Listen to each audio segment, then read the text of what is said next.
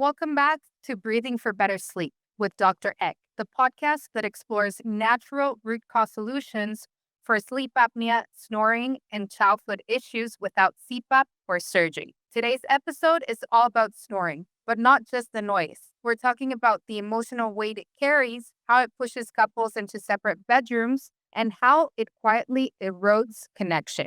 Dr. Eck shares real stories from patients whose sleep struggles nearly cost them their relationships, and what happened when they finally got the right kind of help. How are you, Dr. Egg? I'm doing great. How are you? Really good. Thank you. So let's get personal today.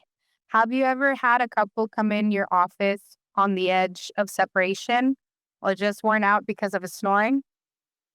It happens every week.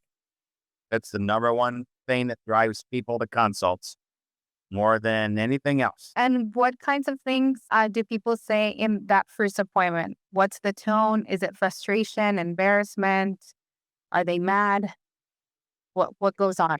Combination of things. I think the most common thing is one of the partners is, tired of the snoring, tired of the sleep because, they may not have a sleep disorder, but kind of like secondhand smoke, right? It affects people if your bed partner snores, kicks, stops breathing, makes noises, and it affects your sleep as well. So you may not have a sleep disorder, but you're having some of the same complications as the person who does because you're getting fragmented sleep. It happens all the time, and there's a lot of people who live with this. We have a tagline that we use. Uh, it says helping couples get back to the same bed. Back. And it's funny because there's couples that go years and years and sleeping in separate rooms, and then somebody at some point tries for some reason to fix that, and that's another one driving force. We recently had a couple who came in because they've been sleeping in separate rooms for years, like 5 years. And they got a destination wedding in Italy they're going to. And apparently this is a very expensive area, very expensive hotel rooms. And so the wife is making the husband get his snoring fixed because normally when they travel, they literally get two hotel rooms. But because of the cost of these hotel rooms, she was like, no, you're going to spend that money and you're going to fix your snoring so that we can get one room, you know? So yeah, it's funny. It's a driving force for a lot of patients. Yeah, it's interesting. I never thought about how much more expensive it could be to be dealing with snoring on a day to day basis rather than putting that money into um, getting help. And for example, I find it that I snore sometimes, and my partner says that I snore when I'm tired because it's not consistent. Is that something that happens? Or I realize like when if I'm not a big drinker, but if I have a drink or two, then I snore. Is that a possibility? There are things that make snoring worse. There are things like drinking that people who take pain medications, people with chronic pain take pain medications because they relax the muscles of our airway, Yeah. uh, slow respiration. Uh, there's certain things that people eat that can affect them. For instance, if you have acid reflux, you eat something that gives you acid reflux before you go to bed. That will make snoring and breathing issues worse. There are things that can make it worse. I mean, if you have snoring, there is a reason. There's a root cause reason why you have it. But there are lots of things that can make it worse on certain nights.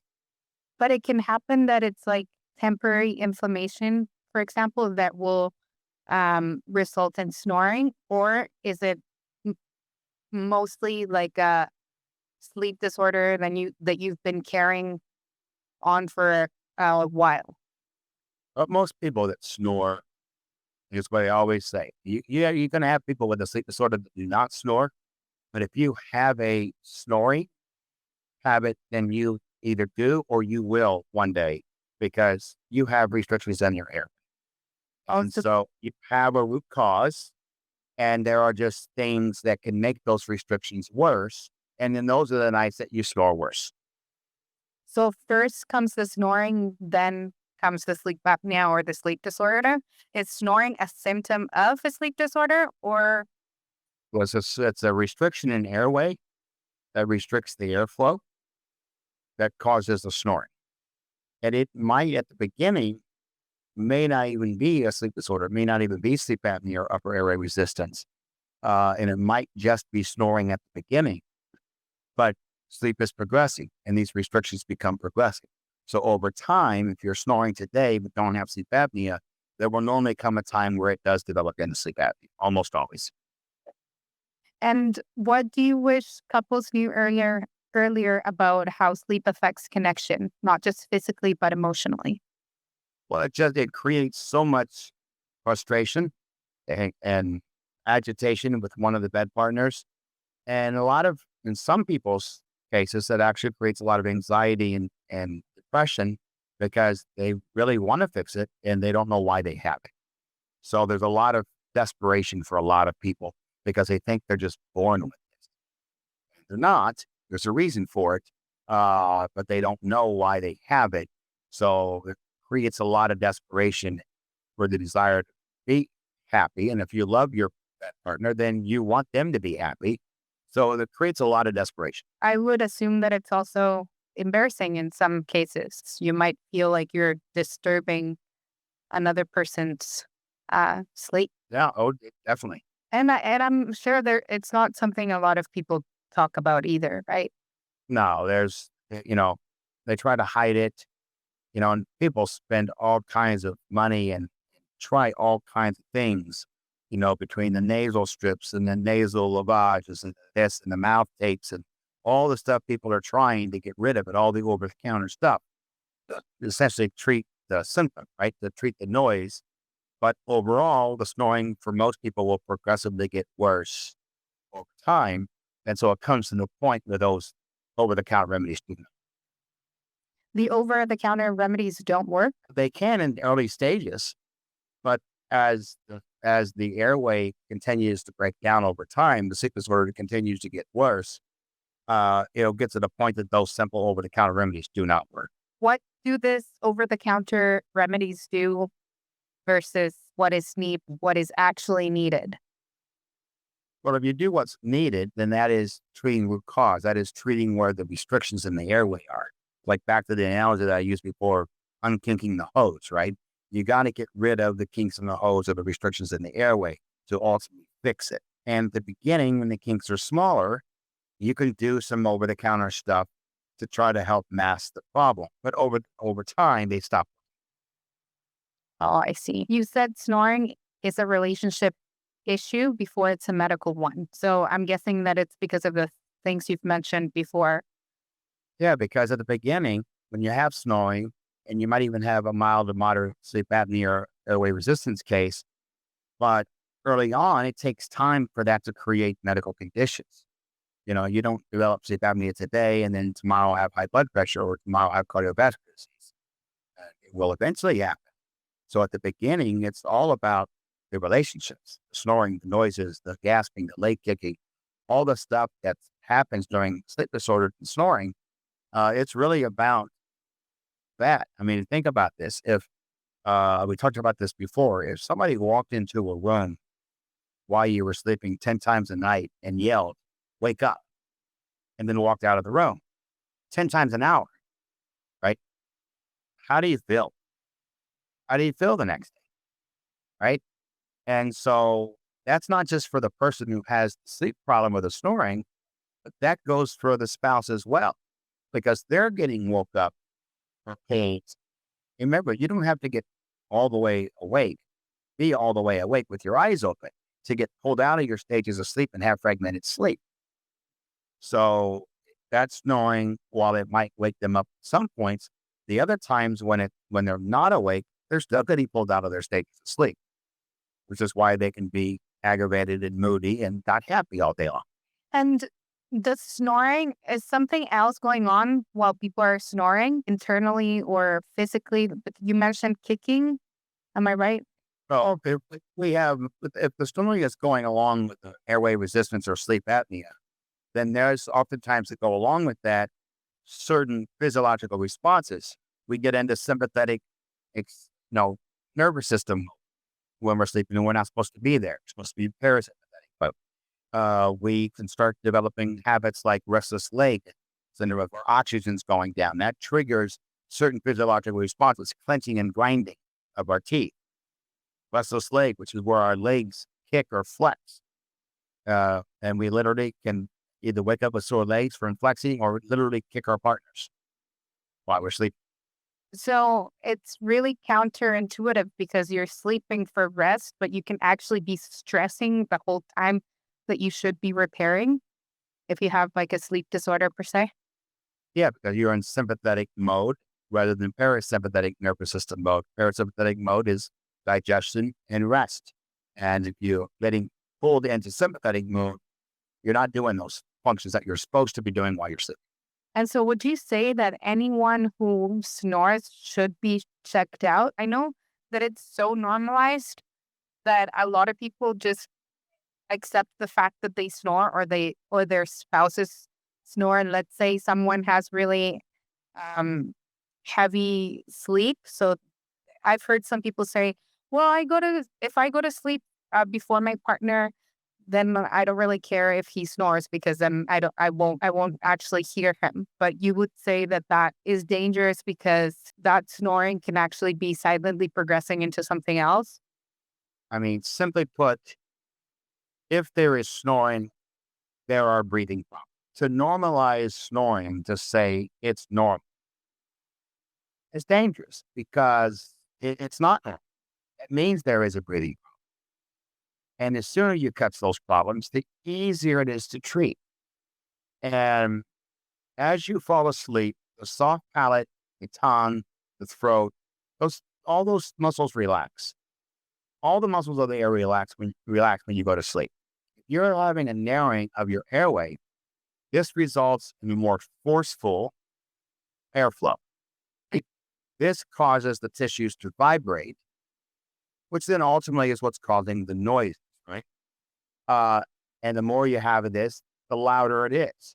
So the more restrictions in the airway you get, the louder the snoring is. So as snoring progresses over time and gets louder and louder, right? So there's lots of times a spouse will say, okay, the snoring didn't bother me 2 years ago, but now it does. It's getting louder. Well, snoring's getting louder for a reason. The airway is getting more restricted. And amount is abnormal in humans, right? So to snore, for the most part, we have our mouth. And Dr. Eck, would you say that stress play a role in airway problems? Stress does not create an airway problem. It can help or make worse certain airway conditions. Because again, if we have stress or anxiety and it's throwing us into the sympathetic mode, that is not the mode we're supposed to be sleeping. We're supposed to be in a parasympathetic nervous system mode when we're sleeping. And that's why certain people who may not have sleep apnea may have insomnia, right? Number one cause of insomnia, by the way, is sleep apnea. But there are people who have insomnia without sleep apnea. And that is strictly a kind of mental anxiety, which is treated through cognitive behavioral therapy and not something to do with the restrictions in the airway. That's why the diagnostics is so important. You have to know what you have to know what to treat and how to treat. And I mentioned this because you've mentioned the grinding of your teeth at night, but I know that or grinding or clenching, but I know that some people do that awake as well. So I was just wondering if that's an indicator of an airway problem, or is also um, it can also happen just out of stress. Yeah, so stress by itself is not typically going to create a clenching or grinding habit. It can exacerbate it and make it worse, but there is a root cause. And that would be what again? It could be a sleep disorder. There could be neurologic issues. And there's things like Tourette's and other neurological issues that can create daytime clenching. So there are things that can cause it, but for the most part, most grinding has a root cause in oxygen deprivation. Your oxygen drops by 3% or more. It's very common to create clutching and grinding. Hmm, interesting. And what are some of the myths about snoring that keep people from getting help sooner? But they just think it's normal. Like just They just think it's normal, you know? And this is especially in kids. It's grinding your teeth and snoring in a child is it's 100% abnormal as it is in an adult. But that's a sign that your child has an airway at an extremely young age and should be looked at. are there a lot of kids that snore and clench? It's I'm going to guess probably 20% of kids have some degree of an airway issue. And you can look at a kid's behavioral issues like ADD, ADHD, things like bedwetting, and gin grinding. You can look for certain signs that they have an airway disorder, right? Orthodontic issues. Their jaws are not developing properly.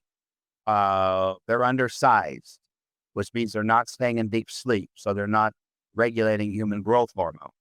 All of these are things that are signs that somebody can have an airway issue.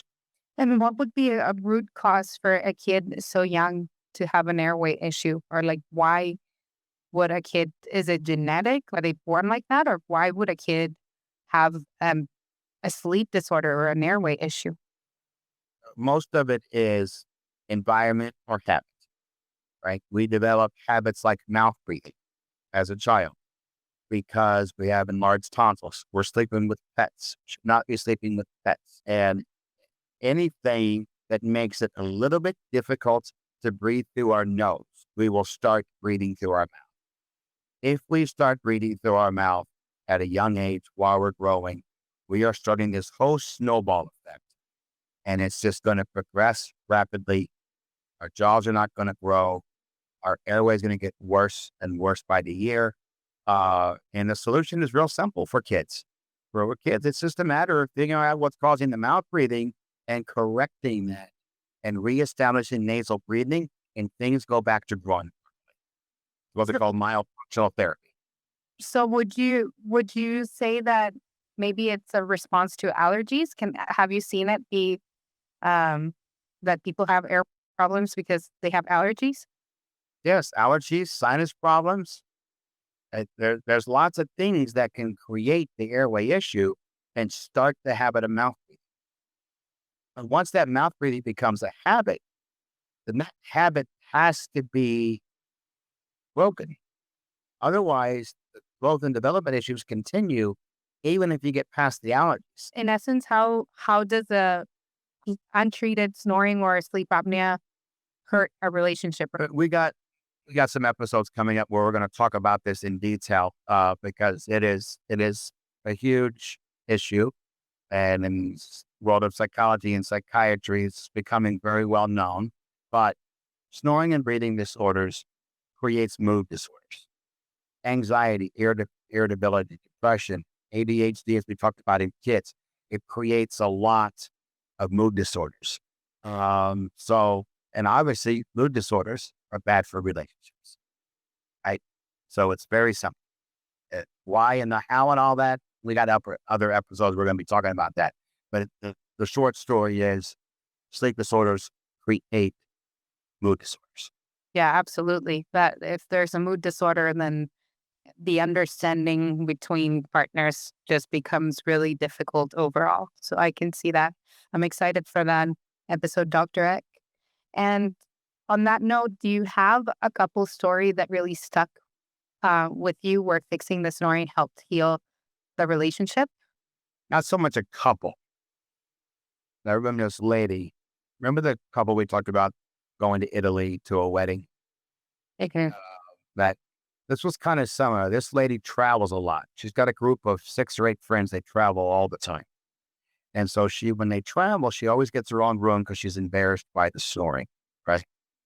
And then one time they all went on a cruise together. And because the room in the cruise was one price, right? So 2 people can stay in the room and essentially you can split it, get it half price. So she decided to not get her own room on this cruise and bunk with somebody. And that became a whole disaster. And from that point forward, everybody made fun of her. Nobody, and everybody's like, "Oh, we know why you get your own room now." Blah blah blah. Right. So it was kind of traumatizing for her because nobody really knew the extent of the snoring and the issues with that. And so, after getting that treated, she can now travel, and it's not a relationship as far as bed partners and stuff, but it's just friends traveling. And now she can travel and be like one of the rest of them.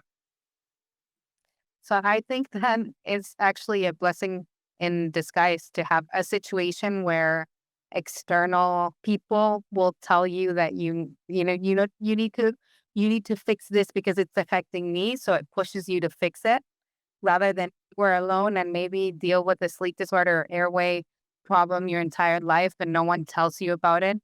So in that, And as usual, she thought she was snoring, and that was the extent of her problem.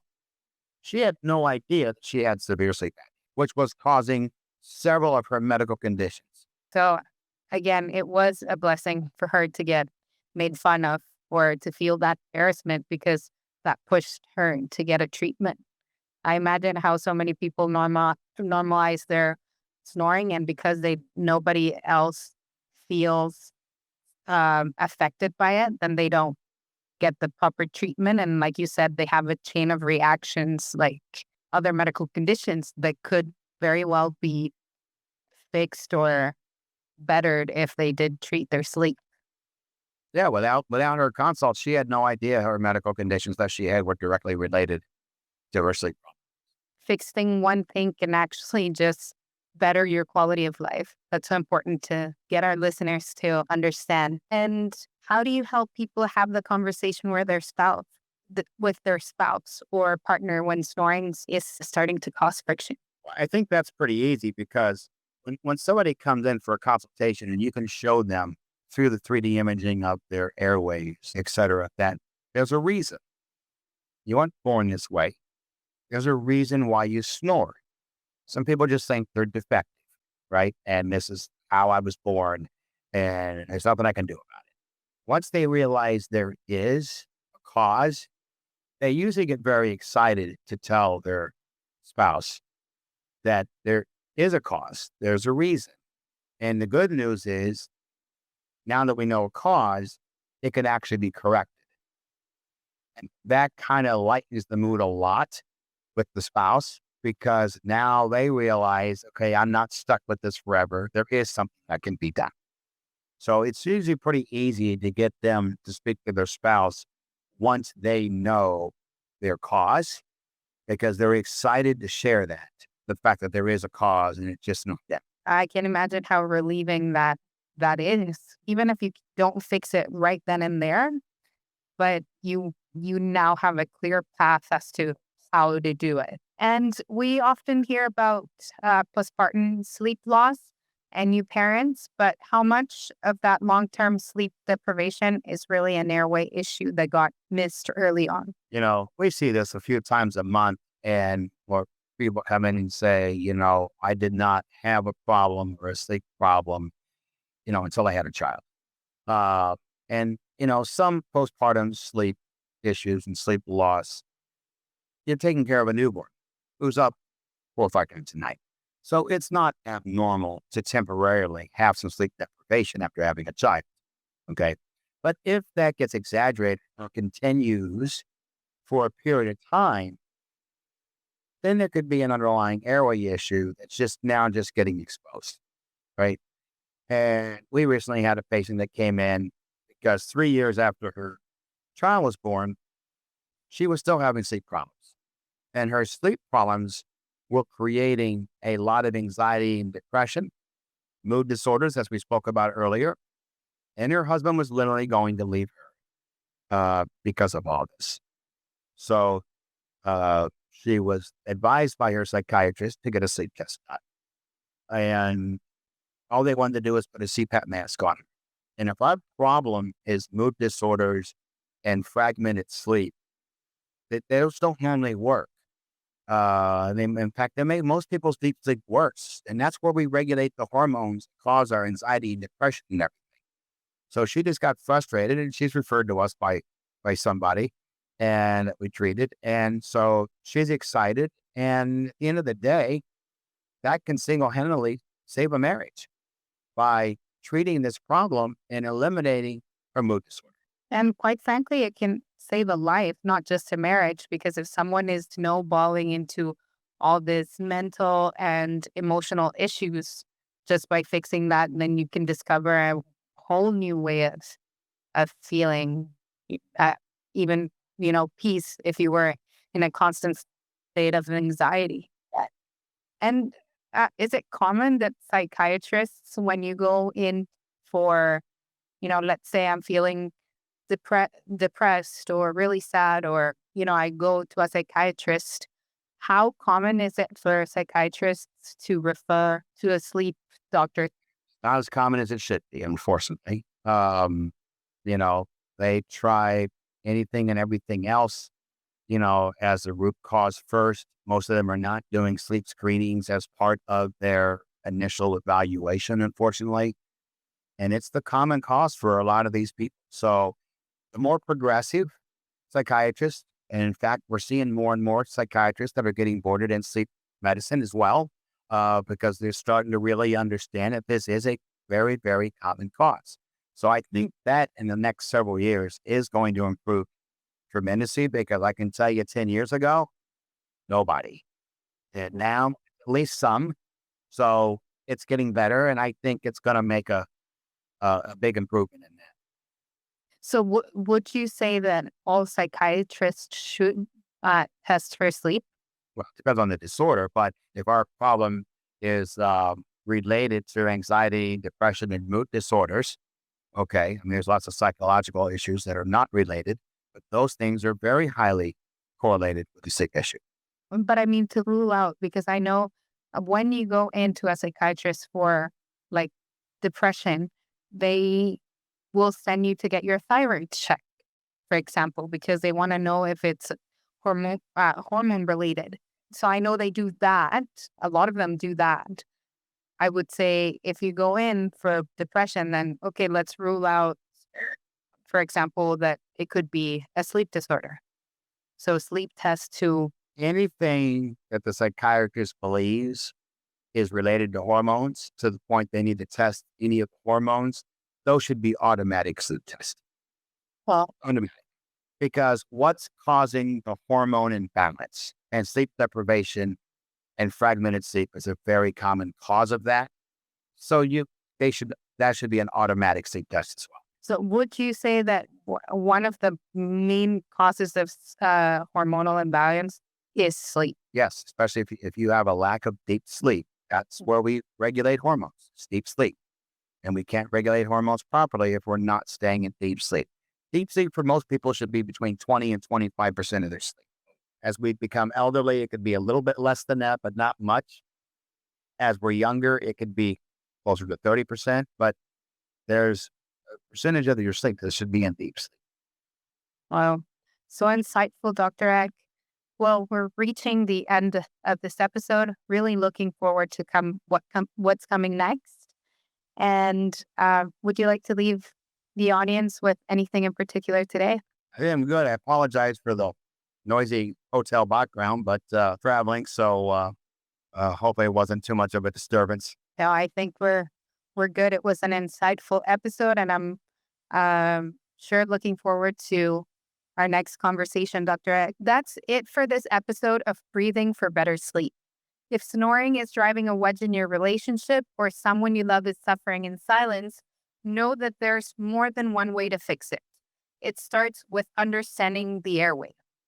Subscribe for more practical insights and visit sleeptreatmentdirect.com to learn more about working with Dr. Eck. And if this episode made you think of someone, share it with them. It might be exactly what they need to hear.